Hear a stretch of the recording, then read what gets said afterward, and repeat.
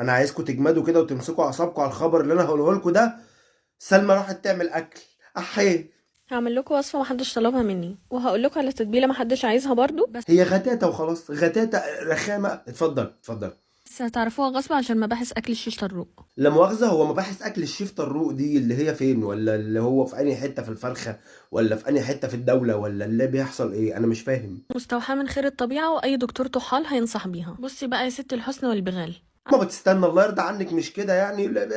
ست الحسن والبغال إيه؟ سيبك من ست الحسن والبغال دلوقتي. هو الدكتور بتاع الطحال ده أكيد طبعا خريج نسيج، ده مستحيل يكون خريج طب.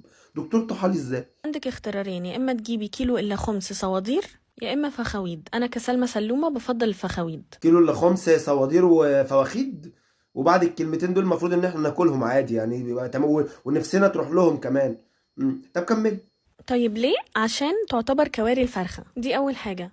رابع حاجة بقى، هتجيبوا متابل شيش طروق طعمها خارق. سلمى، هو انت ليه بتصعب لنا الامور قوي كده؟ ليه يعني؟ ليه بتجعلصي لنا المواقف كده؟ اهو ما بنصعبش عليكي والله بجد، ما بنصعبش عليكي. خارق ازاي؟ لا مؤاخذه، يعني ايه خارق؟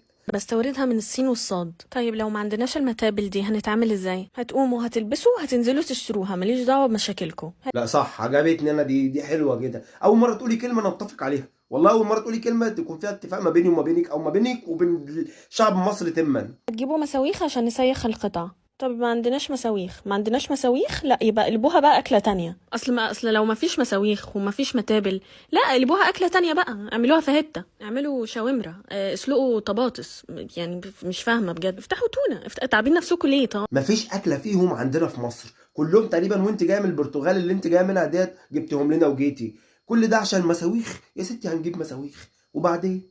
هحطها في الاخر على الجريل. حد بقى يطلع يقول لي ما عندناش جريل، عشان تبقى عبله كامله. هنزيوت المسطحات، بعد كده هنحط شيش طروق يتجريل، ويا سلام لو عندكم فس برتقال عشان تبقى مجريله. فس برتقال؟ اللي هو ايه الفس البرتقال ده يعني؟ انا سمعته قبل كده بس مش فاكره بالظبط يعني. وبرضه بالنسبه للمقريله، برضه مريله ازاي يعني؟ حسبي الله ونعم الوكيل، والله حسبي الله ونعم الوكيل. عملت جنبها بيبي مكرونه، والانكار سيد الادله. هي بصراحه وصفه حلوه جدا، حتى اسمها صوت التشتش، نفس صوت المطر بغزاره. حسبي الله ونعم الوكيل. خليت صوت التشتش زي صوت المطر ابو نظاره.